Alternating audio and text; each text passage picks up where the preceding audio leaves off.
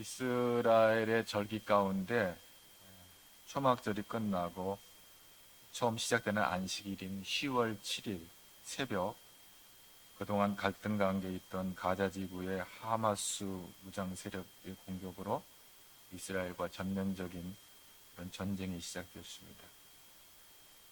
어제 저녁까지 양측 모두 합쳐서 사망자가 3,500명이 넘어섰다고 합니다.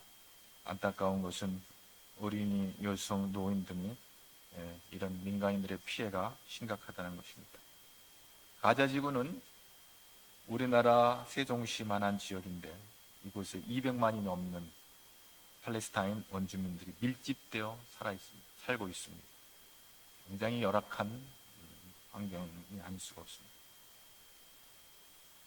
이 분쟁의 촉발은 1948년 5월 14일 이스라엘이 건국되면서 팔레스타인 땅으로 지속적으로 유입되는 유대인들과 그곳 현지 이슬람 원주민들과의 영토 분쟁이 시작되는 것으로부터 시작이 됐습니다. 주변 중동 국가들이 팔레스타인 가자 지구와 서한 지구를 지원하는 형세이기 때문에 지난 몇십 년 동안 전쟁과 소규모의 국지전 등으로 많은 희생자가 발생했습니다. 그런 와중에도 온건파들에 의해 평화로운 공존을 위한 많은 해법들이 논의되었지만 매번 다 실패하고 결과적으로 다 실패로 끝났습니다.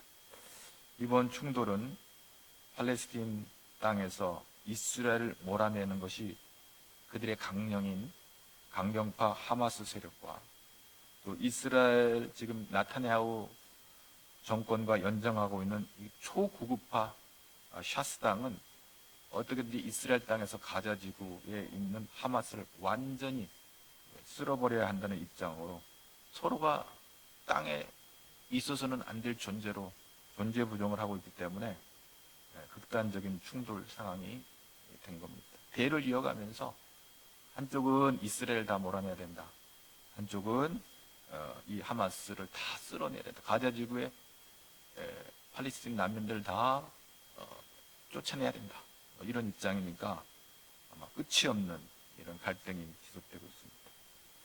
이번 전쟁이 촉발된 이 가자 지구는 그 블레셋, 우리 성경에, 우리 구약 성경에는 블레셋이라고 합니다. 바로 블레셋 그 해양 민족이 이주해 와서 자리 잡은 그 지역입니다. 그런데 이 블레셋이 지금의 팔레스타인의 어원이 된 민족입니다. 사사시대 사사 삼손이 무너뜨린 그 블레셋의 신이 다곤신입니다. 그 다곤신을 섬기고 이게 흥왕했던 이 이방 세력인데, 이 블레셋 민족은 다윗 왕 때 이스라엘에게 무릎을 꿇게 되고 남왕국 유다를 무너뜨린 바벨론에 의해서 역사의 뒤안길로 이 민족은 사라져 버렸습니다. 그러나 이 팔레스타인이라는 이 지역명의 유래는 이 블레셋이 망했지만 로마 제국 13대 황제였던 하드리누스가 유대라고 부르기가 싫은 거예요. 이 가나안 요 지역을 유대라고 부르기 싫으니까 블레셋에서 따라서 팔레스타인으로 부르게 된 겁니다. 오늘 누가복음 21장 10절 말씀을 우리 함께 다 같이 이런 배경을 갖고 한번 읽어보겠습니다. 또 이르시되 민족이 민족을, 나라가 나라를 대적하여 일어나겠고, 11절 곳곳에 큰 지진과 기근과 전염병이 있겠고 또 무서운 일과 하늘로부터 큰 징조들이 있으리. 예수님께서 하신 말씀인데, 이 예언의 말씀을 하실 때는 헤롯 왕이 그 헤롯 성전이라고 하는 그 성전을 리모델링하고 있는 아름다운 성전에 매료되어 제자들이 예수님, 마태복음 봐도 저런 이렇게 멋있는 성전이 어디 있어요? 라고 감탄을 할 때 제자들에게 이 성전이 무너질 것을 말씀하십니다. 오늘 누가복음 21장에 6절에 되어 있는데, 6절에 보면 돌 하나도 돌 위에 남지 않고 다 무너뜨린다, 이렇게 말씀합니다. 그러니까 제자들이 궁금한 거예요. 그럼 어느 때 이런 일이 일어납니까? 그리고 그런 일이 일어날 때는 어떤 징조가 있습니까? 이렇게 물어봐요. 역사학자들은 예수님이 부활 승천하신 후에 거의 한 30, 40년이 지난 후에 AD 70년 예루살렘 성전이 로마에 의해서 아주 초토화가 되어버리거든요. 당시 장군 티투스라고 하는, 타이투스라고도 하고 디도라고 이제 하기도 하는데, 이는 나중에 로마의 황제가 됩니다. 근데 그에 의해서 예루살렘 성이 완전히 무너집니다. 그래서 예수님이 부활승천 후 한 3, 40년 후에 일어날 이 예루살렘 성에 이 성전이 무너질 것을 말씀하신 것이다 라고, 시간이 많이 지난 지금 현재 시점에서 볼 때 예수님은 3, 40년 후에 일어날 예루살렘 성전의 붕괴, 무너질 것을 예언한 거다, 이렇게 해석하는 학자들에 의해서 사람들이 다 그렇게 또 이해도 합니다. 실제로 로마에 의해서 헤롯 성전은 완전히 초토화되어 버렸고요. 그 당시 예루살렘의 유대인들은 세계로 흩어져 버린 디아스포라로, 온 세계로 흩어져 버리게 됐죠. 그러나 그럼에도 불구하고 예수 믿는 사람들이 핍박을 받고, 또 특별히 로마의 핍박은 참혹하기도 했지만 수명의 강권적인 역사로 복음은 세상을 향하여 물이 바다를 덮은 것 같이 이렇게 복음이 퍼져나가는 것을 보게 됩니다. 그런데 여기서 아주 중요한 해석이 있습니다. 이 성전이 무너지는 사건을 성전이신 예수님을, 당신을 가르치시는 것으로 이해하는 성서학자들이 있습니다. 예수님께서 6월절 예루살렘 성전에 가셔서 처음에 그 사역 공생애를 시작할 때 가나의 혼인잔치에서 큰 그 기적을 물이 변화 포도주 되는 그런 기적을 행하시고, 그리고 갈릴리에서 이 예루살렘으로 올라가서 6월절 명절에 성전에 들어가는데, 거기 많은 장사하는 사람들이 이 재물을, 그러니까 뭐 깨끗한 재물을 준비해 가지고 파는 이런 장사치들이 있는데, 그 성전 당국과 결탁이 돼 가지고 아주 부정적인 이문을 취하는 세력들이 있었습니다. 이때 예수님께서 성전을 청결하게 하는, 내 집은 기도하는 집이지 장사하는 집이 아니다 라고 성전을 청결하게 하는 그런 일이 있어 채찍을 들고 장사치들을 내쫓았어요. 마치 주인과 같이, 그 성전의 주인과 같이.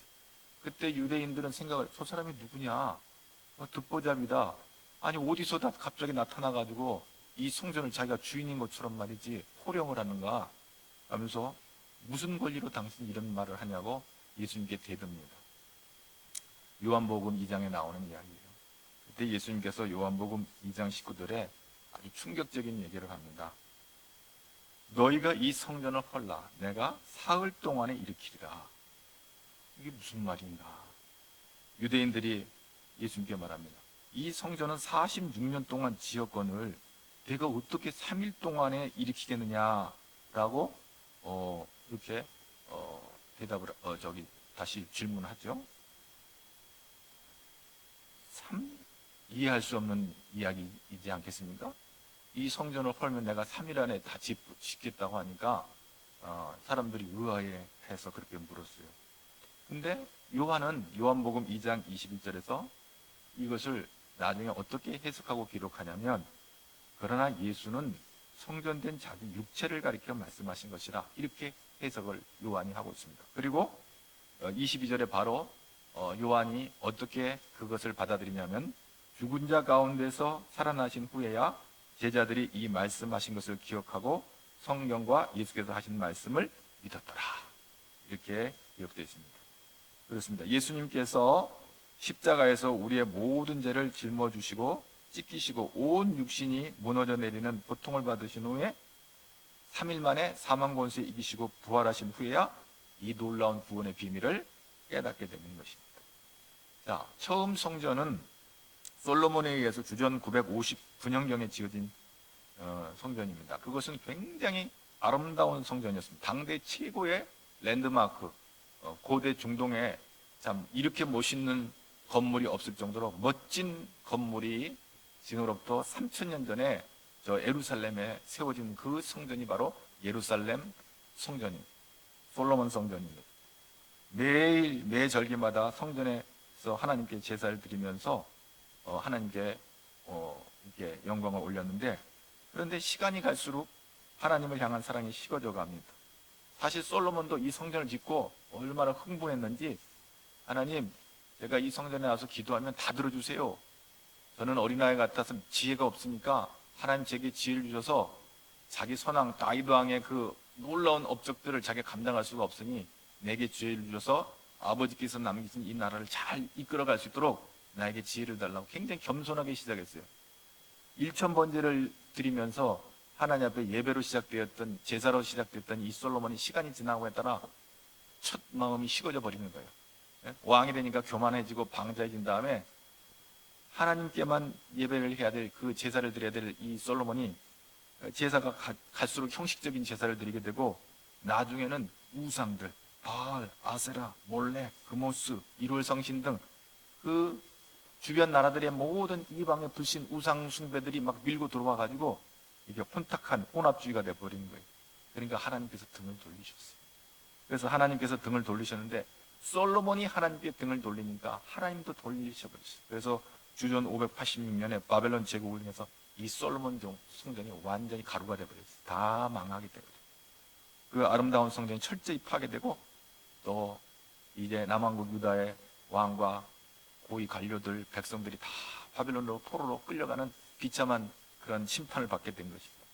그리고 나서 얼마간 시간이 지나간 다음에 페르시아의 고레스 왕 때에 이 포로에서 돌아와서 제2의 성전이라는 이 수룹바벨 성전을 건축하게 되고, 이 무너진 성전을 다시 건축하고 감격적인 예배를 드리게 됩니다. 이것 또한 시간이 흐르면서 유대 종교, 이제 율법주의, 그 형식주의가 됨에 따라서 주전 49년에 로마에 의해서, 폼페이우스에 의해서 완전히 이 땅 성전도 파괴. 사실 이 수룹바벨 성전은 앞서 솔로몬 성전과는 비교할 수 없을 정도로 초라하기 이를 데 없는, 솔로몬 성전이 대골이라고 그러면 이 수룹바벨 성전은 초가집이라 할 만큼 아주 빈약하고 볼품없는 성전이었지만, 그러나 그들은 감격스러운 마음으로 시작을 다시 재기를 했지만 결국은 또 얼마 시간이 지나간 다음에 이들은 하나님 앞에 책망을 받게 되는 어리석은 인생들이 되어버린 거예요. 그리고 이제 세 번째 성전이 헤롯 성전인데, 에돔 사람, 그러니까 에돔족이에요. 에돔족이라고 하는 것은 이 유대 정통이 아니고 주변 이방이죠. 그 에돔 사람이, 이 헤롯이 유대인들을 다스리면서 유대인들의 마음 환심을 사기 위해서 주전 19년, 예수님 오시기 19년부터 성전을 건축을 시작했어요. 그래서 예수님께서 성전을 그 성전 청결할 때도 그 성전은 계속 지어지고 있었던 거예요. 리모델링 되고 있었던 거예요. 그리고 예수님 돌아가신 후에도 한 30년 이상 더 많은 세월 동안 그 성전은 계속 지어져 가고 있었던 성전이에요. 그런데 그 헤롯 성전이 결국은 예수님 부활승천 후 3, 40년이 지난 AD 70년에 로마 티투스에서 완전히 또 이것도 무너지게 되는 거예요.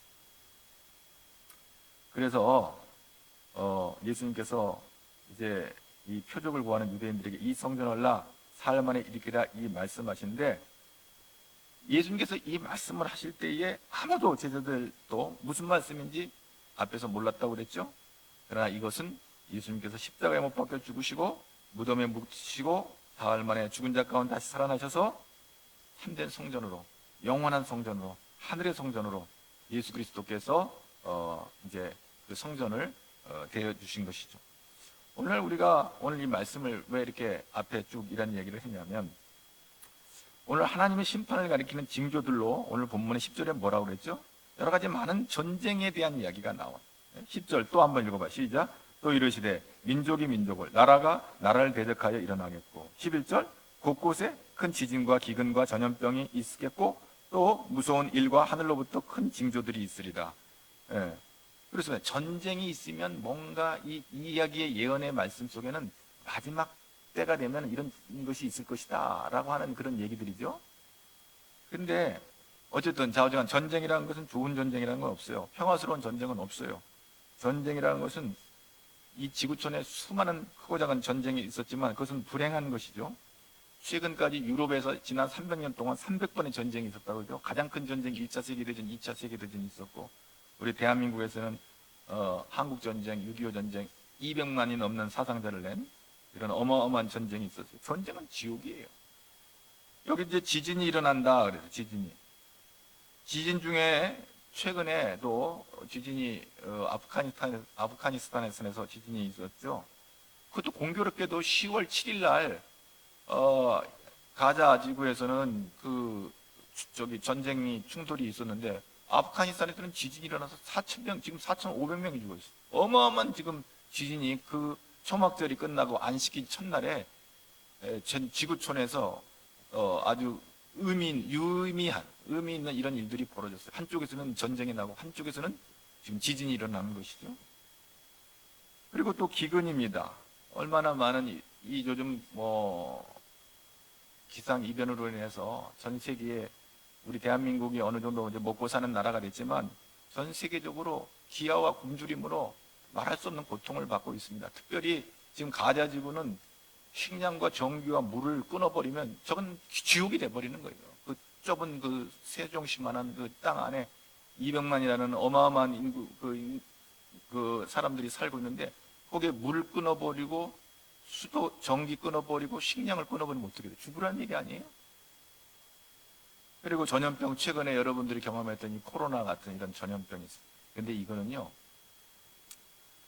역사적인 하나의 사건들인데 이것은 예수님 때도 있었고 지금도 있는 거예요. 전쟁과 기근과 굶주림이나 이 전염병은 예수님 오실 때 딱 기다리고 있다가 그때 딱 나타난 게 아니고 지난 2000년 세월 동안 시대마다 전쟁과 기근과 전염병과 지진이 없었던 적이 없어요. 그럼 그때마다 예수님이 오셨냐? 아니에요.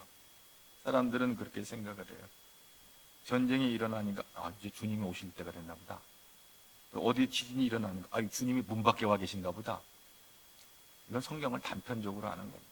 전쟁과 지진과 기근과 전염병이라는 것은 예수님의 초림에서 재림 사이에 한 번만 일어난 것이 아니라 수태 반복적으로 계속해서 일어난 사건으로 이러한 징조들을 통해서 예수님이 오셨다는 시그널로만 치부할 수가 없어요. 그래서 그러면 뭡니까? 그러면 예수님께서 무슨 말씀하시는 겁니까? 교회와 성도들을 하여금 항상 깨어 있어요. 어느 때는 방심하고 있다가 주님 언제 오실는지 모르는데 방심하면 안 돼. 항상 깨어 있어요. 이게 항상 깨어 있어요. 그리고 이것은 단순한 물리적인 어떤 전쟁을 말하는, 이건 영적 전쟁을 의미하는 거예요. 오늘 21장 9절 말씀을 한번 볼까요? 이런 일이 있은다면 21장 9절에 그 앞절에 있는 말씀이에요. 21장 9절 시작. 난리와 소요의 소문을 들을 때 두려워하지 말라. 이 일이 먼저 있어야 하되 끝은 곧 되죠. 끝이야 아니에요. 종말이 아니야. 이런 일들이 있으니까 아이고 말세다. 이제 세상 종말이 왔나 보다. 아니에요. 주님 오시기까지, 물론 주님이 오시기까지 말세의 시간을 살아간다고 그랬죠. 초림과 재림의 시간을 말세라고 그랬어요. 근데 파이널 최종 최후의 심판이 이제 주님이 곧 이제 최종 심판을 하러 재림으로 오시나 보다. 이제 이렇게 생각을 할 수가 있는데 아직 끝이 아니다.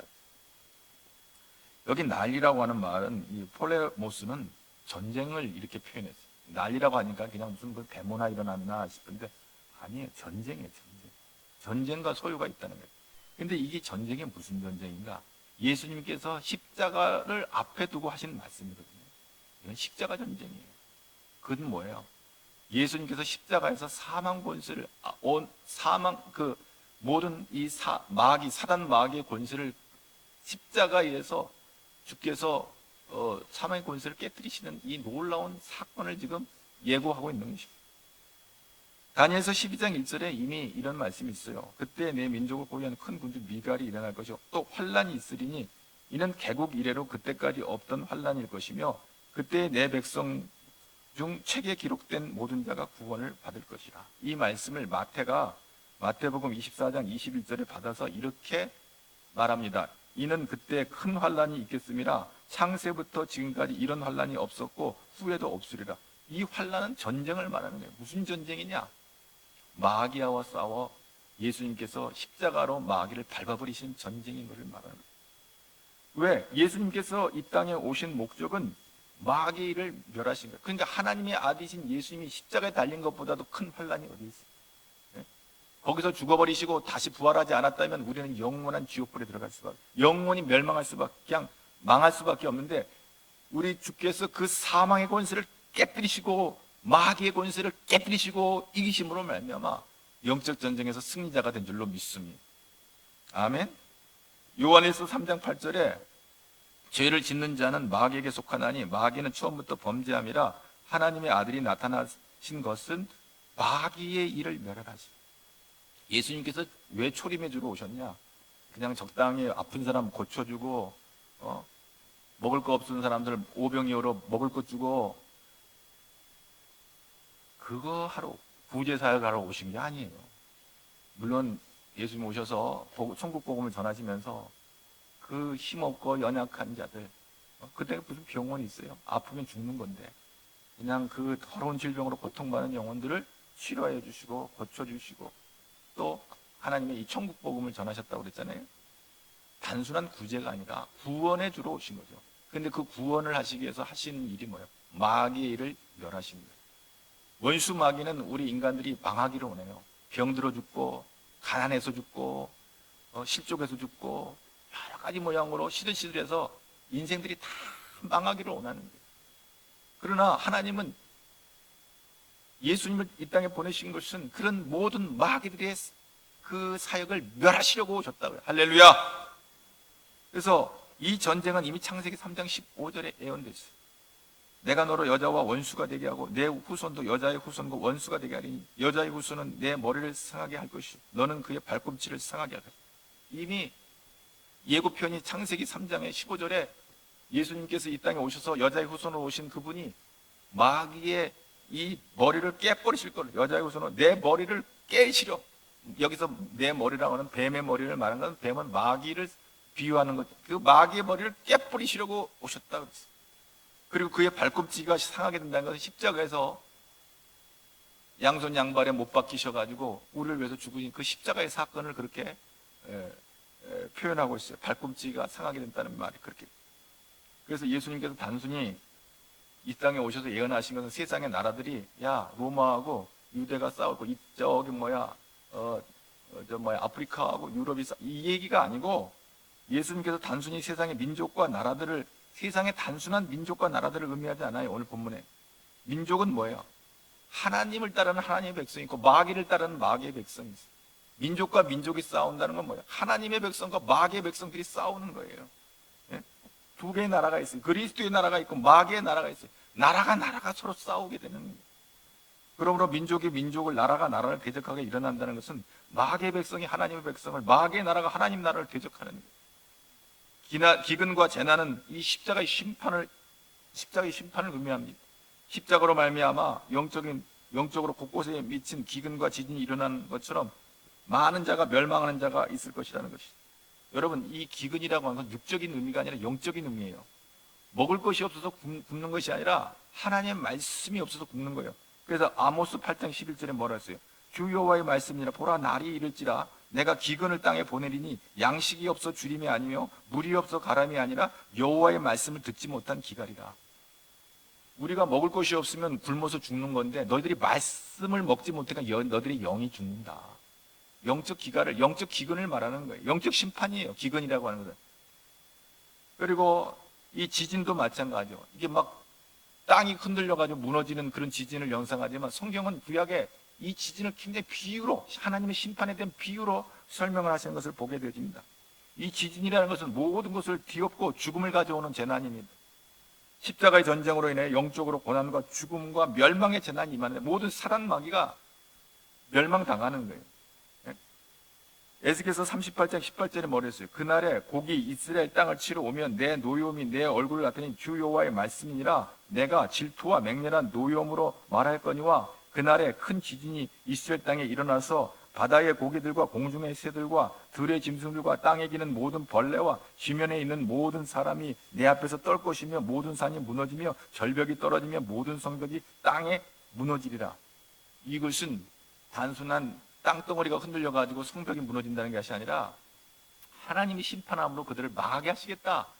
마치 지진이 일어나가지고 모든 것이 다 초토화되는 것 같이 이게 비유로 에스겔에서 이게 비유로 말씀합니다. 그래서 그런 기근, 그 다음에 에스겔 38장 22절에 보면 내가 또 전염병과 피로 그를 심판하며 쏟아지는 폭우와 큰 우박덩이와 불과 유황으로 그와 그 모든 무리와 그와 함께 있는 많은 백성에게 비를 내리듯 하리라.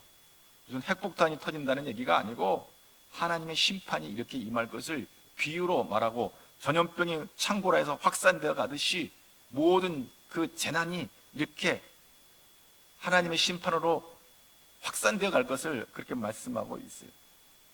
근데 중요한 것은 이런 특별한 징조가 있다고 해서 우리 주님이 오시는 시간표로 이용해서는 안 돼요. 어떤 일부 사람들은 성경을 연대기적으로 다 해서 이렇게 됐으니까 이렇게 될 것이라고 말하지만, 예수님께서 이 말씀하시면서도 마태복음 24장 36절에 이 본문과 똑같은 본문의 배경 속에서 거기서는 이런 결론을 내려요. 그날과 그때는 아무도 모르나니 하늘의 천사들도 아들도 모르고 오직 아버지만 안다. 그랬어요. 그 시와 그때를 예단하고 마치 자기가 모든 세상의 비밀을 다 아는 것 같은 헛된 사이비 교주들이 이 땅에 얼마나 많은지 몰라요. 성경에 나타난 어떤 징조가 있어도 순서적으로 나열하다 보면 이단으로 빠지는 경우가 많아요. 그래서 그럼 마태 24장 42절 그 결론 부분에서 들어가서 마태는 뭐라고 결론을 내냐면 깨어있으라는 거예요. 깨어있으라는 거예요. 어느 날에 너희 주가 임할런지 너희가 알지 못한다. 항상 깨어있어라. 할렐루야. 지난 2000년 동안 수많은 전쟁과 기근과 지진과 말로 할 수 없는 전염병, 심지어 최근에 코로나 같은 주님 오셨나? 아니, 항상 깨어있어. 그런 시그널을 볼 때마다 주님이 도적같이 언제 임할는지 몰라. 오늘 올지 내일 올지 모르지만 항상 우리가 깨어있으라는 거예요. 우리 주님의 재림이 아주 멀리 떨어져 있다는 것도 뭐 오시겠어? 그것도 경계해야 될 것이고, 주님의 재림이 문 앞에 곧 들이닥칠 것처럼 말한 것도 그것도 경계해야 돼요. 재림의 시간을 정확히 아는 사람은 한 사람도 없어요. 예수님도 그랬어요. 아버지만 안다고. 우리 시대에 재림 앞에 있을 징조들이 어떻게 구체될지 아무도 몰라요. 근데 이런 요즘 유행하는 사이비 교주들은 마치 자기가 모든 것을 아는 것처럼 얼굴에 천팔 깔고 온갖 거짓을 선포할 때 막 사람들이 대단한 건 줄 알고 그 쫓아가는 사람들이 얼마나 많은지 말로 할 수, 다 지옥불에 들어갈 줄로 압니다. 이런 불확실성 때문에 우리는 세상에 누가 뭐라 한다고 해서 그거 쫓아다니는 것이 중요한 게 아니고, 항상 준비하고 천국 갈 준비하고 항상 깨어 있어야 될 줄로 믿습니다. 그래서 사도 바울이 뭐라고 그래요? 이 세상이 악하다. 너희들 이 세상 만만하게 보지 마라. 이 세상은 악하다. 그러니까 때가 악하니까 너의 시간을 마귀에게 빌려주지 마라. 너의 시간을 구속해라 말이야. 성장해라 말이야. 구원해라 말이야. 마귀에게 좋은 일을 하고 다니고 마귀가 시키는 일을 하고 다니면 마귀의 종이 돼서 영원한 지옥불에 들어가는 거예요. 예수 믿는다고 얼굴에는 예수 믿는다고 폼은 잡고 있지만 하는 짓은 마귀 짓을 하고 다니면 니들 죽는다. 그러는 거예요. 그래서 어둠 가운데 다니지 마라. 너희는 빛의 자녀다. 그리고 어둠 가운데, 어둠과 짝하지 마라. 어둠과 사귀지 말라. 어둠의 문화, 어둠의 세력, 어둠에 쫓아다니지 말라 하고 에베소 5장 8절에 사도 바울이 우리에게 권면하고 있는 것입니다. 오늘날 이 십자가의 사건은 마귀들에게 있어서는 충격적인 일이 아닐 수가 없어요. 마귀들에게 있어서는 정말 이 너무너무 충격적인 사단이 아닐 수가 없어요. 그래서 여전히 사단 마귀들은 다시 주님 오시기까지 우리 많은 믿는 자들을 미혹하고 머리를 맞았으니 정신이 이제 오락가락하지요. 그러니까 아주 미친 거죠. 미쳐버린 거죠. 미쳐버린 거죠. 그래서 오늘 12절 한번 볼까요? 12절 시작. 이 모든 일 전에 내 이름으로 말미암아 너희에게 손을 내어 박해하며 회당과 옥에 넘겨주며 임금들과 집권자들 앞에 끌려가. 마귀의 역사가 얼마나 큰지, 마귀의 역사가 얼마나 큰지. 그리고 마태복음 24장에 이미 그런 얘기들이 이렇게 나와요. 그때 많은 사람이 실족하게 되어서 서로 잡아주고 서로 미워하고 거짓 선지자가 많이 일어나 많은 사람 미혹하게, 불법이 성함으로 많은 사람의 사랑이 식어지리다. 그리고 배교자들이 들어가고, 심지어는 데살로니가 후서 2장 3, 내가 하나님이다, 내가 목자다, 내가 예수님이야, 내가 메시아다, 내가 주님이다, 내가 예수다 라고 하는 어리석은 인생들이, 내가 성령이야 라고 하는 그런 어리석은 인생들이 일어선다고 데살로니가 2장 3절에 분명히 말했어요. 신이라 불리는 모든 것과 숭배함을 받는 것에 대항하여 그 위에 자기를 높이고 하나님의 성전에 앉아 자기를 하나님이라 내세우리라. 악한 원수 마귀들이 광명의 천사, 얼굴은 천사인데 속은 마귀예요. 광명의 천사라고 그러죠. 광명의 천사. 얼굴은 천사 같아서 깜빡 다 속아. 그래서 막이 없어.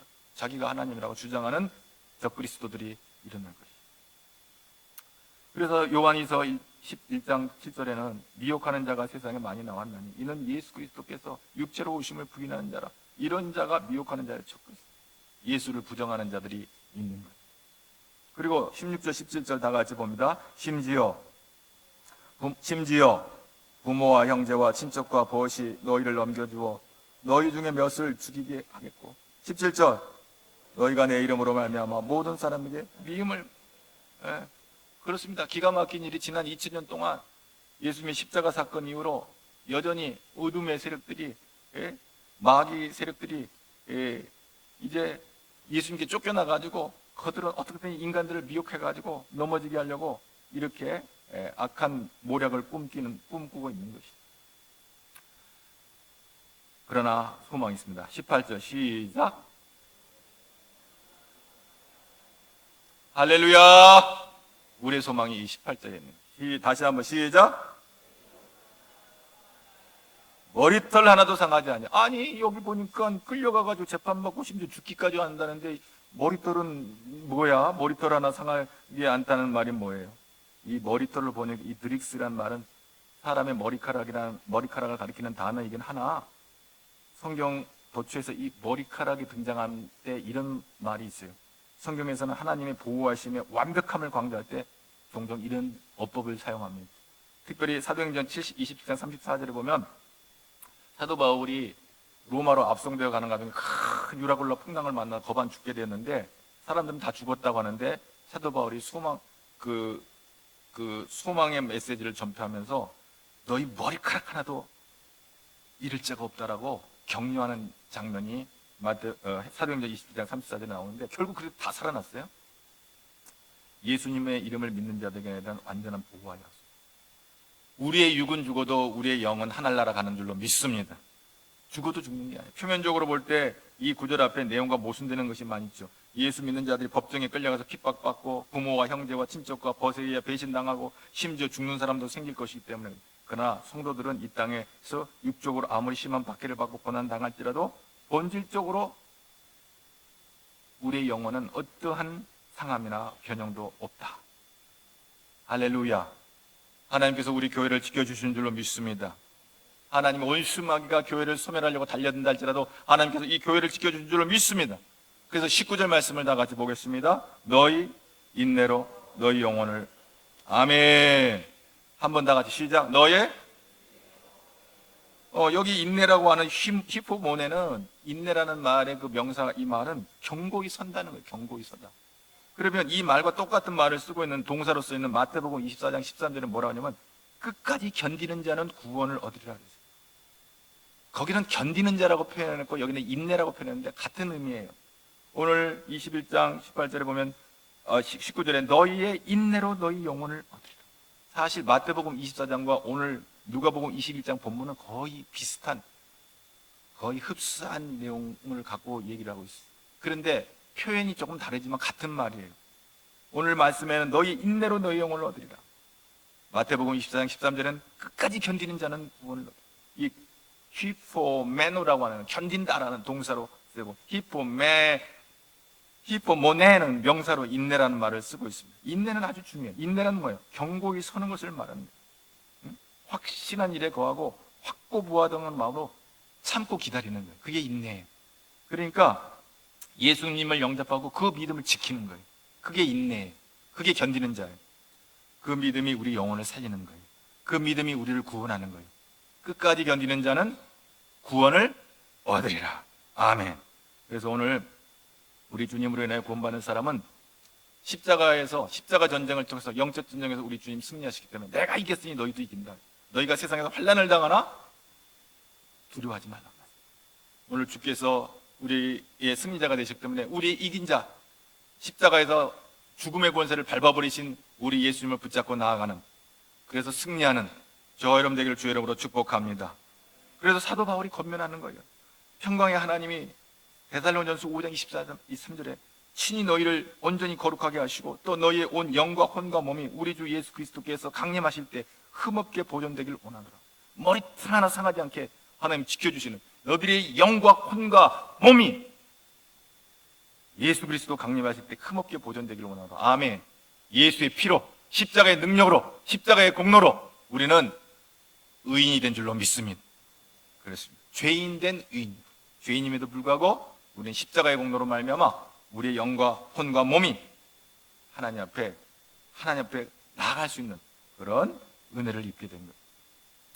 주님이 다시 오심을 기다리며 오늘 전쟁의 소문이 끊어지는 이 땅에서 저와 여러분이 달려갈 길을 달려갈 수 있기를 주의 이름으로 축복합니다.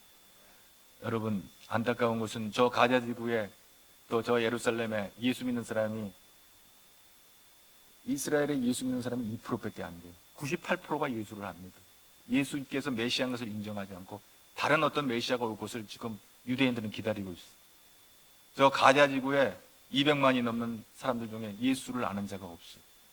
지금은 이 땅의 전쟁이 있는 거예요. 한 평이라도 더 땅을 차지하려고 그냥 핏대를 올리면서 땅을 차지하려고 하는 땅의 전쟁이 있는 거예요. 저 하늘에 대한 소망이, 저 영원한 하나님 나라에 대한 비전이 없기 때문에 이 땅에서 대를 이어가면서 한 평이라도 땅을 차지하는 것이 그들의 존재 목적이 되어버리는 거예요. 얼마나 많은 인생들이 죽어가고 있는지 몰라요. 지금 저 가자지구 안에 그 절반은 어린아이와 젊은, 그러니까 이 장년 중심이 아니라 저 절반 정도는 무슨 영문인지도 모르고 죽어가거든요. 왜 죽어야 될지도 모르고 지금 폭탄 맞고 죽고, 돌무더기 무너져서 죽고, 어린아이들이. 그 어린아이들은 우리 대한민국의 아이들과 별반 다를 바가 없는 아이들이야. 저 가자지구의 오둠의 죽음의 그 땅에 태어난 죄로 말미암아 저렇게 죽어가거든요. 우리는 저 땅을 위해서 중보하며 기도해야 될 줄로 믿습니다. 정말 이스라엘 백성들 가운데 그들은 다시 오실 무슨 메시아를 기다리면서 새로운 무슨 제3의 성전을 준비한다고 하는데 어리석기 한량 없는 거예요. 이미 예수님은 오셨고 우리는 다시 오실 예수님을 기다리는데 오늘 이 전쟁의 소문이 끊어지지 않는 한 평의 땅을 얻기 위해서 저렇게 목숨을 걸고 싸우는 저 땅에 평화의 왕이신 예수님이 임할 수 있도록 우리는 중보해야 될 줄로 믿습니다. 다른 소망이 없어요. 오직 예수 안에서 하나가 될 줄로 믿습니다. 예수 붙잡아야 살 줄로 믿습니다. 아마 이 땅이 전부라니까 목숨 걸고 싸우지만 영원한 하나님 나라에 대한 소망이 있다면 저들은 평화롭게 공존하는 그 길을 택할 거예요. 그러나 여전히 저들은 서로를 다 멸해야 될 존재로 그렇게 하고 있는 거예요. 명절 끝날 예수님께서 요한복음 7장 37절에 몇 주 전에 우리가 지난 유대교회 초막절이 시작할 때 우리도 초막절의 은혜라는 주의 말씀을 함께 나눴죠. 여러분, 초막절의 은혜는요 마지막 최후의 심판이 될 거예요. 왜? 추수 때 저들이 수장절을 지내면서 추수감사로 하나님 앞에 감사의 제사를 드리는데 오늘 우리는 영혼의 추수에 마지막 심판 때는 영혼 추수에 생명책에 기록된 자들, 예수 이름으로 구원받은 자들이 영원한 새하늘과 새 땅을 유업으로 얻는 이 수장절 추수감사절 축제에, 영혼 구원의 축제에, 이 영혼 천국잔치에 우리가 참여하게 될 줄로 믿습니다. 그런데 안타까운 것은 이 초막절이 끝나는 마지막 안식일에 저들은 지진이 나고 전쟁이 일어나므로 참 말할 수 없는 고통 가운데 지금 있는 거예요. 오늘 예수님께서 요한복음 7장 30절에 명절 끝나, 이건 초막절을 만나라는 거예요. 예수께서 서서 외치래, 누구든지 목마르거든 내게로 와서 마시. 너희가 땅에 목마르냐, 무슨 부에 목마르냐, 세상의 어떤 욕망에 목마르냐, 그런 건 다 헛된 것이다. 여러분, 나를 믿는 자는 성경 이름 같이 그 배에서 생수의 강이 흘러납니다. 이는 그를 믿는 자들에게 받을 성령을 가리켜 말씀하십니다. 이 성령이 요한복음 16장 10절에 뭐라요? 그 진리의 성령이 오시면 그가 너희를 모든 진리 가운데로 인도하시리니 그가 스스로 말하지 않고 오직 들은 것을 말하며 장래일을 너희에게 알리시리라. 오늘 성령께서 우리를 감동하심으로 우리는 천국을 알게 될 것이고 우리는 예수 이름을 구원받는 길이 열려지게 된 것이고 오늘 이 놀라운 이 말씀을 들을 때 주여, 오늘 이 초막절이 끝나고 한 주간이 지나간 오늘 2주간이 벌써 지나가고 있습니다. 하나님, 영원히 목마르지 않는 생수의 강이 차고 흘러 넘쳐서 성령의 인도하심 따라 영원한 천국을 유업으로 얻는 우리가 되게 하여 주옵소서. 마지막 추수 때에 영원한 천국잔치에 참여하는 우리가 되게 도와주옵소서. 마지막 초막절에 죽음의 권세 아래 있는 것이 아니라 생명의 권세 아래, 그 생명책이 기록된 자들은 다 영원한 새하늘 새 땅을 유업으로 얻는 이 축복받는 오늘 이 계절이 되기를 주의 이름으로 축복합니다. 하나님 우리와 함께할 줄로 믿습니다. 성령의 은혜가 강같이 흘러넘치기를 주의 이름으로 축복합니다. 여러분의 가정 안에 성령의 은혜가 강같이 흘러넘치기를 축복합니다. 우리 교회 안에 성령의 은혜가 강같이 흘러넘치기를 축복합니다. 여러분의 사업장과 일터와 직장과 생각과 여러분의 자녀 가운데 성령의 부어주심이 충만하기를 축복합니다. 성령께서 우리를 통해서 알게 하시고 깨닫게 하셔서 영원한 생명길로 우리를 인도해 주실 줄로 믿습니다. 전쟁의 소문은 알람 소리와 같아요. 하나님 나라가 가까이 오면 우리에게 알람으로 보여주고 있습니다. 그리고 그것은 단순한 알람이 아니라 십자가에서 이기신 우리 주님을 생각하며 우리는 원수마귀가 달려올 때 예수로 나가면 한 길로 왔다 일곱 길로 떠나갈 줄로 믿습니다. 모든 불신과 미혹과 모든 세상적인 유혹과 세상적인 욕망으로 우리를 도전할 때마다 예수를 명한다. 내게서 떠나가라. 할렐루야. 모든 전쟁과 갈등과 아픔은 떠나갈지어다. 병만은 치유로 될지어다. 문제는 해결될지어다. 예수로 해결되는 역사가 성령 안에서 나타나기를 주의 이름으로 축복합니다. 예수님이 성령을 받아가지고 놀라운 하늘문이 열려서 성령이 임하심으로 이 놀라운 치유 사역과 구원 사역을 당당히 감당하시고 십자가를 이기고 승리하셔서 영원 하나님 보좌 우편에 앉으셔서 마지막 심판 때에 재림해 주러 오실 것입니다. 이 재림 신앙으로 무장해서 세상의 헛된 마귀의 미혹에 넘어가지 말고 주의 손 꼭 붙잡고 견디는 자 되기를 주의 이름으로 축복합니다. 하나님 감사합니다. 오늘도 이 아침에 세상의 전쟁의 소문이 끝나지 않는, 난리와 난리, 소요와 소요가 끝나지 않은 이 시대에, 마귀의 권세와 싸우는 영적 전쟁의 이 시기에, 오 주여, 우리는 십자가의 공병이 되어서 넉넉히 이기는 자들이 되게 도와주옵소서. 예수님께서 십자가에서 이기셨으니 우리도 승리자가 될 줄로 믿습니다. 예수의 승리가 우리의 승리가 되는 줄로 믿습니다. 이 영적 전쟁에서 승리자가 되게 도와주옵소서. 이 죽음의 권세를 물리치고 생명의 권세를 누리는 자들이 되도록 역사하여 주시옵소서. 우리 대한민국을 살려주시옵시고 온 열방과 온 세계에 전쟁과 기근과 기아로 고통받는 모든 곳에 평화의 왕으로 오신 예수께서 좌정하셔서 참된 평화가 임하게 하여 주옵소서. 예수님 이름으로 기도하옵나이다.